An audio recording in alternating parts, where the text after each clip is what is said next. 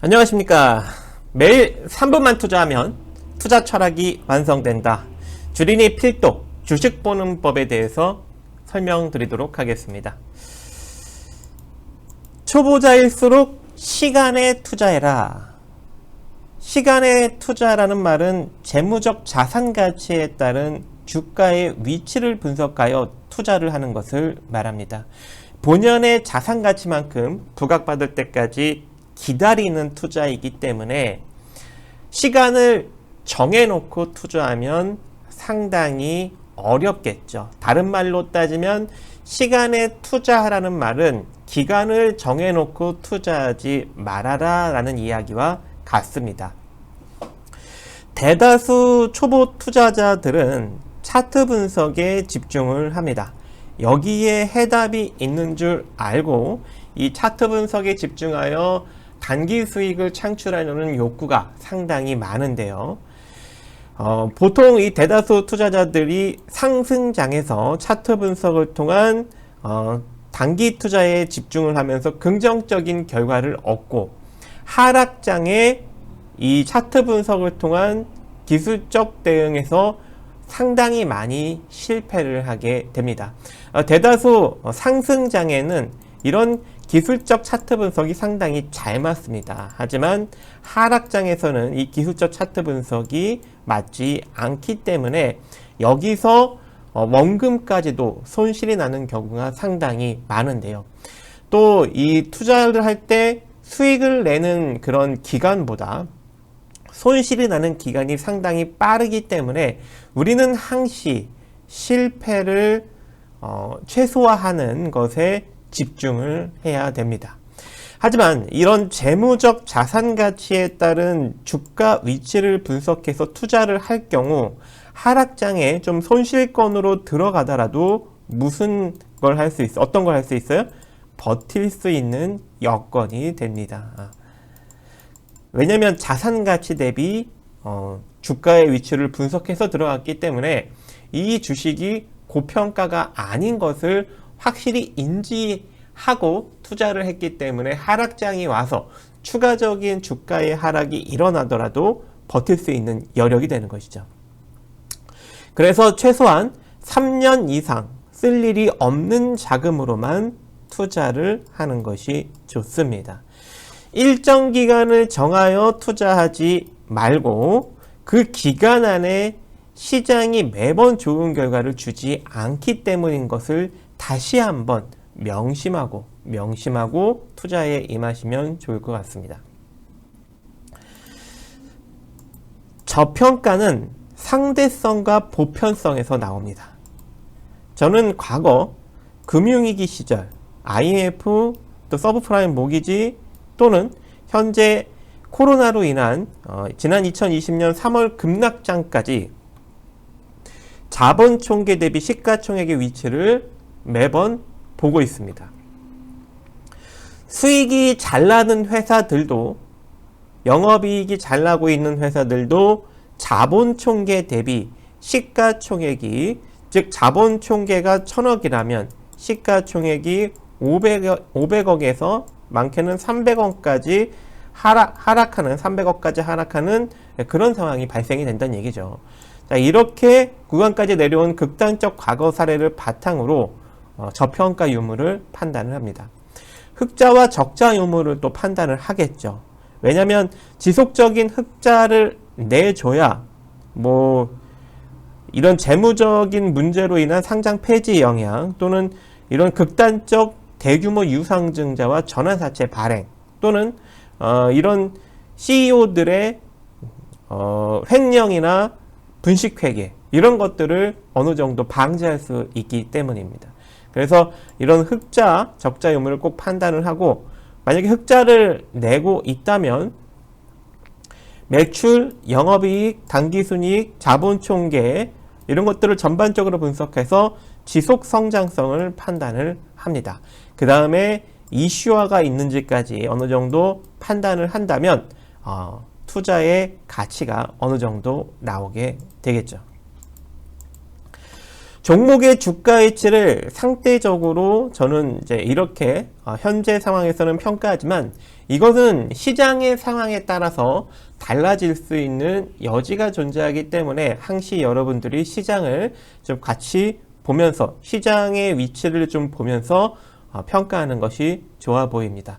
보통 이제 주도 섹터는 다른 말로 하면 성장 섹터입니다. 보통 대시세들이 다 이 성장 섹터에서 나옵니다. 즉 본연의 자산 가치 또는 본연의 실적 대비 미래에 크게 성장할 수 있는 가능성으로 주가가 상당히 많이 시장에 부각을 받는 것을 말하는데요. 그게 바로 제약바이오 또는 반도체 소재 장비, 차세대 소재, 뭐 2차전지 같은 거, 또는 인터넷, 뭐 카카오나 넷마블, 게임주들, 뭐 NFT, 블록체인, 뭐 이런 것들도 있죠. 이런 것들이 전부 다 뭐다? 실적 대비 시장에 상당히 많이 부각을 받고 있는 거죠. 무엇을 안고 미래의 성장 가능성, 꿈을 안고 그게 바로 성장 주도 섹터다라고 볼 수 있는데요. 이런 것들은 보통 자본 총계 대비 10배, 5배, 6배, 많게는 30배, 50배까지도 부각을 받습니다.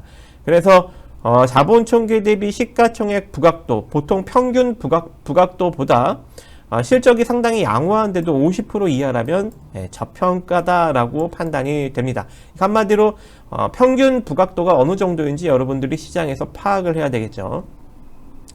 그리고 이제 비주도 섹터 같은 경우 자동차, 철강, 디스플레이, 여기 철강 또 적어놨네요. 화학, 섬유유복, 종이, 목재 이런 것들이 다 이제 비주도 섹터이죠. 그래서 이런 것들을 보면은 자본 총계 대비 시가총액이 0.5배, 즉 반토막 난 종목들이 상당히 많이 존재합니다. 그렇다면 결과적으로 보다 비주도 섹터 내에서 상대적 저평가다 이렇게 판단을 할 수 있을 것 같습니다.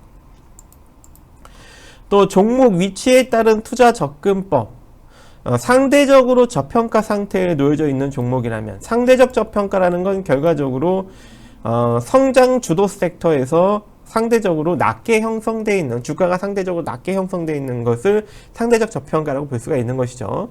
그러니까 앞서 이제 언급드리면 이런 것을 상대적 저평가다라고 볼 수 있는 겁니다. 그죠? 다시 또 이제 본론으로 넘어가서 보면 이런 것들은 분할 매수 관점으로 안전한 평단을 만들어 중장기 고수익권 매매가 가능합니다.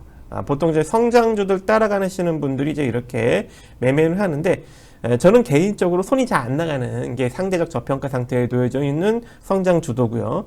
그리고 상대적 고평가 상태에 놓여져 있는 종목이라면, 한마디로 상대적으로 이렇게 상당히 자본 총계 대비 10배, 20배, 30배, 50배 이렇게 부각을 받고 있는 종목인 것이죠.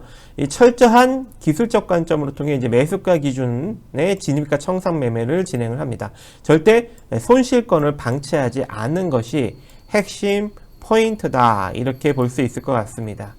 자, 마지막으로 장기 투자 대시세 종목 선정 비법에 대해서 여러분들한테 간단하게 설명을 드리도록 하겠습니다.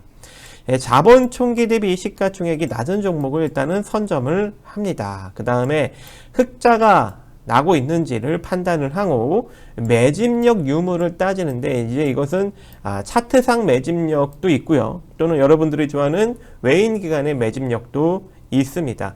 이런 이제 매집력에 대해서는 나중에 따로 교육 시간을 만들어서 또 설명을 드릴 거고요.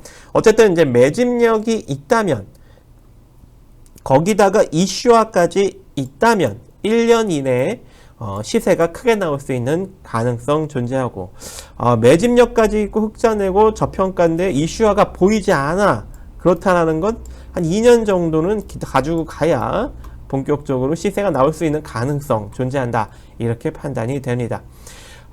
또 저평가고 흑자는 내고 있는데 매집력이 없어, 그렇다는 건 일단 조금 더 관망을 하시면서 지켜볼 필요성이 있어 보이고요. 또 적자를 내고 있어, 저평가인데, 그러니까 자본 총계 대비 시가총액이 저평가인데 적자를 내고 있어, 거기에 매집력이 있어, 그렇다라는 것은 현재의 이 적자 구조를 탈피할 수 있는 이 조정 한계성 재료 같은 것들이 이제 있죠.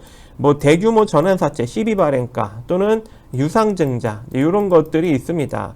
대규모로 이제 전환사채나 유상증자가 성공을 하면은 이런 전환사채나 유상증자에 참여하는 어떤 그런 특정한 펀드나 운영사들이 무엇이 있으니까 참여를 하게 되는 것이죠. 그래서 즉 발행가가 조정 한계가가 됩니다. 조정 한계가. 그래서 이런 발행가를 조정 한계성 재료로 한계성 가격으로 인식을 하고 이 가격 부근 또는 이 가격 이하로 여러분들이 접근을 하시면 되고요.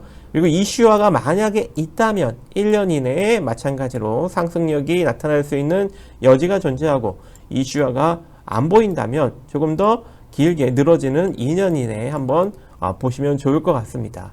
하지만 적자를 내고 있는데도 불구하고 매집력이 없다면 그냥 일단 관망의 자세로 가시는 것이 좋지 않을까 그렇게 판단이 됩니다. 오늘 주린이 필독 주식 보는 법은 여기서 마무리하고요. 다음에는 더 좋은 강의로 찾아뵙도록 하겠습니다. 감사합니다.